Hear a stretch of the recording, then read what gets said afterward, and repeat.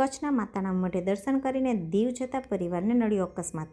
માળિયાના હરિપર નજીક tyre ફાટતા eco ગાડી divider કૂદીને truck સાથે અથડાતા એક બાળક સહિત કુલ 4 વ્યક્તિના થયા મોત, 2ને ગંભીર ઈજા।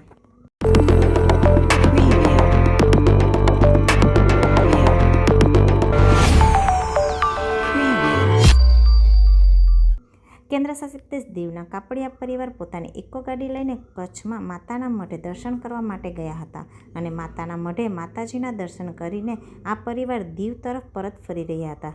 ત્યારે માળિયા તાલુકાના હરિપર ગામના પાટિયા પાસેથી તેઓની ઇકો ગાડી DD02G8314 પસાર થઈ રહી હતી। તે દરમિયાન કોઈ કારણસર ઇકો ગાડીનું ટાયર ફાટી ગયું હતું, જેથી કારના ચાલકે કારના સ્ટીયરિંગ પરથી કાબુ ગુમાવી દેતા ડિવાઈડર કૂદીને સામેની સાઈડમાં રોડ ઉપરથી પસાર થઈ રહેલ ટ્રક સાથે ઇકો ગાડી અથડાઈ હતી, જેથી અકસ્માત થયો હતો અને અકસ્માતના આ બનાવમાં ઇકો ગાડીમાં બેઠેલા કુલ 6 વ્યક્તિઓમાંથી એક બાળક સહિત કુલ 4 વ્યક્તિઓના મોત નીપજ્યા હતા, જેમાં ઇકો ગાડીના ચાલક ભરતકુમાર વીરજીભાઈ બામણિયા ઉંમર વર્ષ 50, કંચનબેન વીરજીભાઈ બામણિયા ઉંમર વર્ષ 60, જીવાંશુ મનોજ કાપડિયા ઉંમર વર્ષ 8, મનોજભાઈ લક્ષ્મણભાઈ કાપડિયા ઉંમર વર્ષ 50 આ ચારેયનું આ ઘટનામાં મૃત્યુ થયું હતું અને આ બનાવમાં ગંભીર રૂપે ઘાયલ જાગૃતિબેન મનોજભાઈ કાપડિયા ઉંમર વર્ષ 35 અને તેમની દીકરી વૈદરસિંહ મનોજભાઈ કાપડિયા ઉંમર વર્ષ 12ને વધુ સારવાર માટે રાજકોટ ખાતે ખસેડવામાં આવ્યા હતા। આ ચારેય મૃતકો દીવના ઘોઘલા ગામના કાપડિયા પરિવારના છે।